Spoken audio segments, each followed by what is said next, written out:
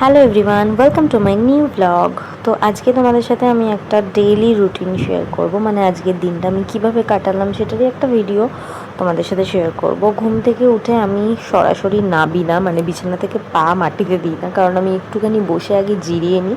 তো তারপর আমি আজকে দেখছিলাম আমার স্কিনটা একটু গ্লো করছিল, তার একটাই কারণ আমি ডার্মাকোর কোজিক 2% কোজিক অ্যাসিড সিরামটা ইউজ করছি, যেটা ভীষণ ভালো রেজাল্ট দিচ্ছে। মানে মোটামুটি আমি 3 থেকে 4 দিন মেখেছি, তাতেই একটা হালকা গ্লো আমি দেখতে পাচ্ছি। তো পুরো বোতলটা শেষ করলে অবশ্যই তোমাদেরকে আমি রিভিউ দেবো। আমার স্কিনে, আমার যেহেতু প্রচুর অয়েলি স্কিন, তো আমার প্রচণ্ড পিম্পলস হয়। আর পিম্পলস হলে যে পিম্পলসের দাগগুলো, মানে কিছুদিন আগে অবধি আমি পিম্পলসের দাগ নিয়ে প্রচুর ভুগেছি, মানে এত বেশি আমার পিম্পলসের দাগ হয়ে গেছিলো যে কী বলবো।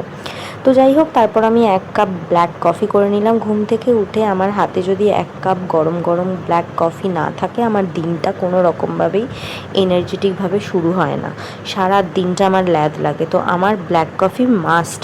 তো তারপরে আমি ঘুম থেকে উঠতে উঠতে গপুকেও মা তুলে দিয়েছে। তারপর আমার যেটা মেন, সকালবেলা ঘুম থেকে উঠে খালি পেটে থাইরয়েডের ওষুধ, আমি সেটাও খেলাম। খেয়ে বাইরে এলাম কফি খেতে খেতে। আর এই যে মিনি আমার, আর কেন জানি না মিনি ওর মেয়েকে খুঁজে পাচ্ছি,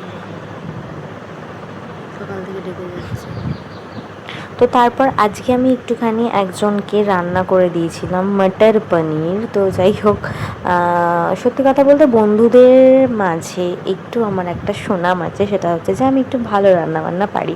আর হ্যাঁ, সত্যি কথা বলতে রান্না করাটা তো একটা আর্ট, আর এই আর্টটা আমি আমার দিদা আর মায়ের থেকে শিখেছি। আমার মা অসম্ভব ভালো রান্না করে, আমার দিদা তার চেয়েও অসম্ভব ভালো রান্না করতো। আর সেই জন্য আমি তাদের দেখে দেখে যেহেতু শিখেছি, মানে তারা যে, মানে আসলে হয় না, জিভটাতে যদি স্বাদ থাকে তুমি অটোমেটিক ভালো খাবে, ভালো রান্না করবে। তো মানে এরকম একটা ব্যাপার। তো আমি রান্নাবান্নাটা ভালোই করি।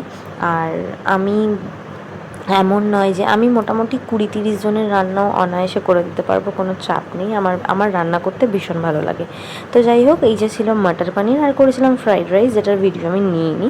তো তারপর আমি একেবারে স্নান টান করতে চলে গেছিলাম। আর স্নান করে এসে আমি একটু স্কিন কেয়ার করে নিচ্ছি। তোমাদেরকে তো বললামই আমি ডার্মাকোর সিরামটা অ্যাপ্লাই করছি। আমি না গরমকাল বলো, শীতকালেও এমনকি আমি খুব কম ময়েশ্চারাইজার লাগাই, কারণ আমার মুখে এত অয়েলি যে আমি কোনো ময়েশ্চারাইজার কখনোই আমার স্যুট করে না। মানে মাখলেই মনে হয় যেন মুখের মধ্যে কী মেখেছি, মনে হয় জল দিয়ে ধুয়ে ফেলি, মানে এরকম একটা ব্যাপার। তো তারপরে আমি পুজো দিয়ে নিলাম। আমার এটা প্রত্যেক দিনেরই কাজ, আমি ভালোভাবে পুজো টুজো দিয়ে নিলাম। আর আজকে আমি ভেবেছিলাম একটু শ্যুট করব, মানে রিলস ভিডিও শ্যুট করব। তো যাই হোক, তারপর পুজো টুজো দিয়ে উঠে এই যে আমি লাঞ্চ নিয়ে বসে গেছিলাম। আর পনির আর ফ্রাইড রাইসটা অসম্ভব ভালো খেতে হয়েছিল। তো আমার আজকে একটা মেকআপ টিউটোরিয়াল ভিডিও করার ছিল, মানে শ্যুট করার ছিল। তো তার জন্য আমি তাড়াতাড়ি করে লাঞ্চটা সেরে নিয়েছিলাম।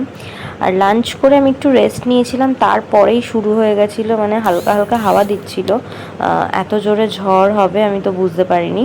আর এখানে এই ভিডিওতে আমি যে কি বকছি, মানে তাড়াহুড়ো করে যে এত উল্টোপাল্টা বকে ফেলেছি, ওই জন্য আমি মিউট করে দিয়েছি। অ্যাকচুয়ালি ব্যাপারটা হয়েছে, আমি যখন ভিডিওটা শ্যুট করছিলাম, আমি মেকআপ টিউটোরিয়াল ভিডিওটা শ্যুট করার পরে চলে গিয়েছিলো কারেন্ট, কারণ এত জোরে ঝড় দিয়েছে, বিদ্যুৎ চমকেছে, ট্রান্সফর্মার বাস্ট করেছে। তারপরে 3 ঘন্টা বাদে কারেন্ট এসে তারপর আমি ভিডিও কমপ্লিট করি। তারপর মেকআপ তুলে ফ্রেশ হয়ে মা দেখলাম গরম গরম আলু সিদ্ধ, ভাত আর ডিমের অমলেট করেছে, সেটা দিয়ে আমি ডিনার কমপ্লিট করলাম।